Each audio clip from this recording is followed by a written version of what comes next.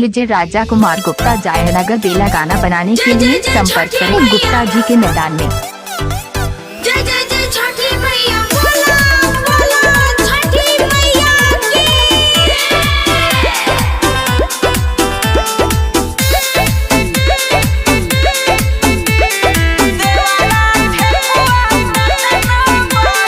छठी घाटे कैले एगो घटना बा, छठी घाटे कैले एगो घटना बा। देवारा ठेकुआ काटना बा, जुठी अइले बदौरा में जातना बा। सजल घाट पूरा पटना बा, छठी घाटे कैले एगो घटना बा। देवारा ठेकुआ काटना बा, जुठी अइले बदौरा में जातना बा। हम कहले रही एकरा के मत भेजी। मिक्स बाय राजा कुमार गुप्ता जी जयनगर बेला। जय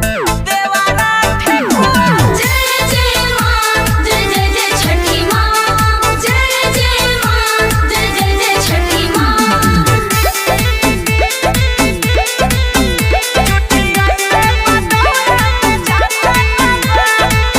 बाटे बहकल बाड़ा नु सहकल, तू ही रह चढ़ैले। पूजा में ऐसे कइला जाला, नहीं रह बतैले। अरे का कही हो, बाटे बहकल बाड़ा नु सहकल, तू ही रह चढ़ैले। पूजा में ऐसे कइला जाला, नहीं रह बतैले। सब देख के खराब मूड आतना बा, सब देख के खराब मूड आतना बा। देवारा ठेकुआ काटना बा, जुठी अइले बदौरा में जातना बा। सजल घाट पूरा पटना बा।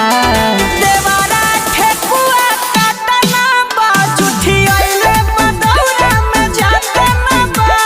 का करी हो? मिक्स बाय राजा कुमार गुप्ता जी जयनगर जिला बिहार से संपर्क करें।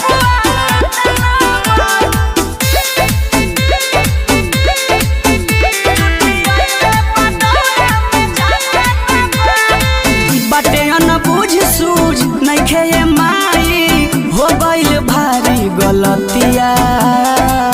एही के भाखल भरा अगिला बेरी, चंचल करी है बरतिया।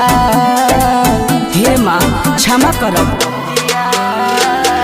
बाटे अनबुझ सूझ नइखे ये माई, हो गइल भारी गलतिया।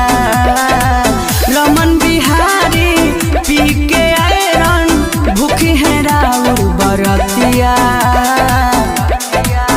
माफ करम छठी माई प्रार्थना बा, माफ करम छठी माई प्रार्थना बा। देवारा ठेकुआ काटना बा, जुठी अइले बदौरा में जातना बा। छठी घाटे कैले एगो घटना बा। देवारा ठेकुआ काटना बा, जुठी अइले बदौरा। डीजे राजा कुमार गुप्ता जयनगर बेला गाना बनाने के लिए संपर्क करें गुप्ता जी के मैदान में।